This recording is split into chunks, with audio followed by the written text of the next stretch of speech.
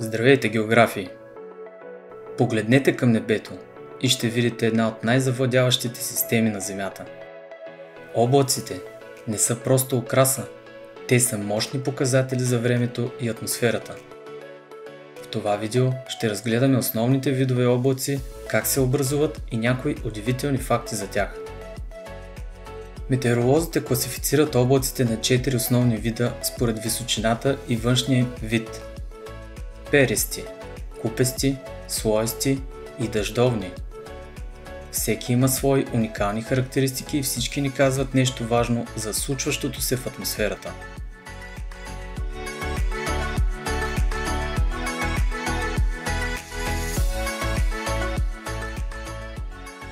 Високо в небето, над 6000 метра, се намират перистите облаци. Това са тънки, перушинести облаци, съставени от ледени кристали. Често предвещават промяна във времето, най-често наближаващ топъл фронт. Името цирус идва от латинската дума за кадрица. Тези облаци могат да се простират на хиляди километри и често са първия знак, че буря ще дойде в следващите 24 часа.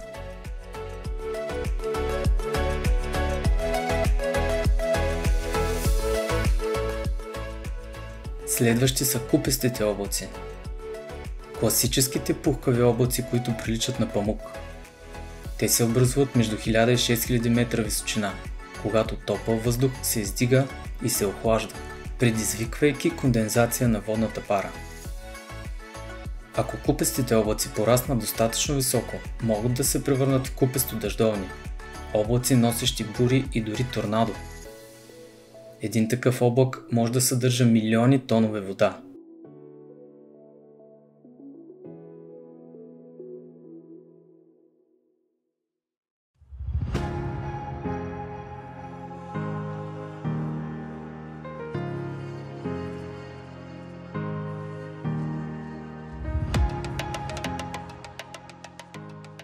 Слоестите облаци са ниски, сиви и се разстилат като завивка над небето.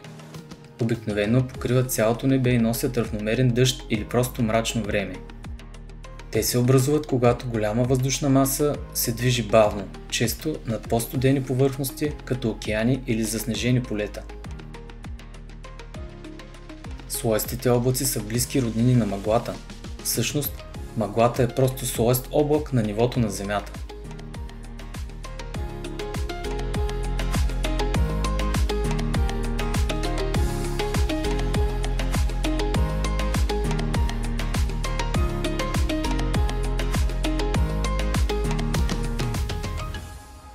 Думата нимбус означава дъждовен облак.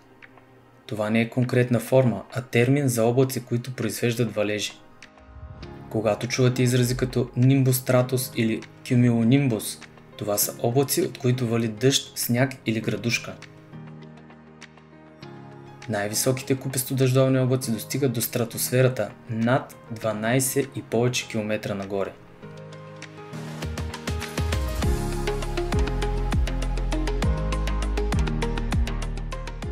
Има и някои наистина впечатляващи и редки облаци, които заслужават внимание. Лещовидните облаци, гладки, с форма на леща, често бъркани с НЛО, обикновено се появяват близо до планини.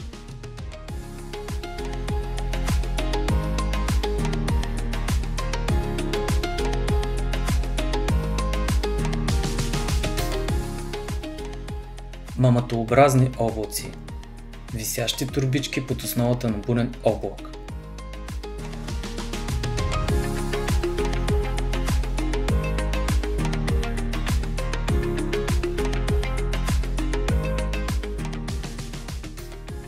Ноктилоцентни облаци, светещи облаци, видими само след залез на ръба на космоса.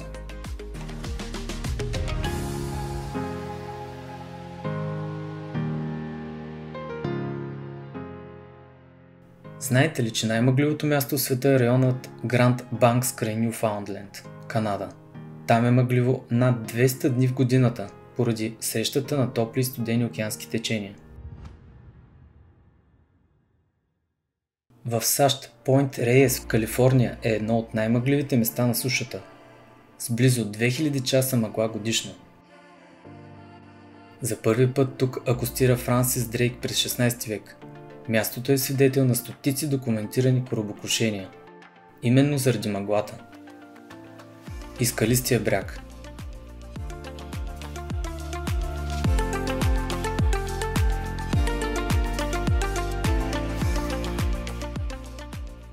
Как се образуват облаците? Всичко започва, когато топъл въздух се издига, разширява се и се охлажда. Водната пара в него се кондензира върху малки частици като прах или сол и така се образува облак. Температурата, височината и вятърът определят какъв вид облак ще се появи.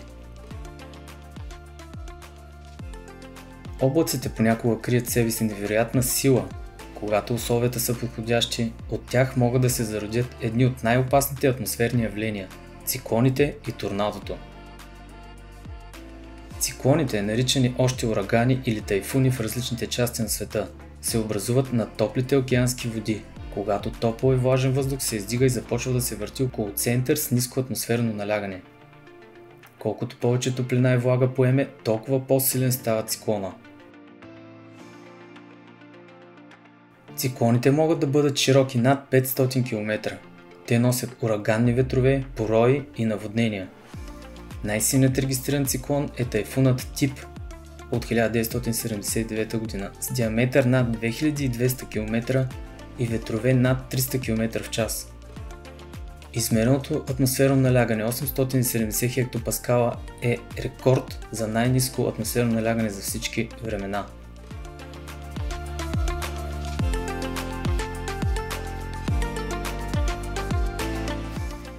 Торнадото е много по-малък, но често по-унищожителен вихър.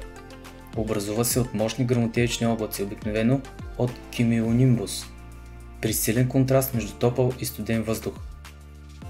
Ако вятърът започне да се върти хоризонтално и се вдигне вертикално от въздушните течения, може да се образува фуния, която достига и до земята. Торнадото може да достигне скорост над 500 км в час. Средната продължителност е няколко минути, но някои живеят над 1 час. Най-силното регистрирано е Ел Рено от 2013 г. с ширина над 4,2 км. Градушката е друг страховит продукт на буреносните облаци. Образува се, когато капки вода се изтеглят нагоре от възходящите течения и замръзват многократно в бурен облак, докато станат твърде тежки и паднат. Най-едрата градушка, официално измерена 20 см диаметър, е от 2010 г. Скоростта на вятър при тези явления може да бъде ужасяваща. Най-висока измерена скорост на вятър в торнадо е 484 км в час. Най-силен вятър извън торнадо 408 км в час, тайфуна Нанси от 1961 г.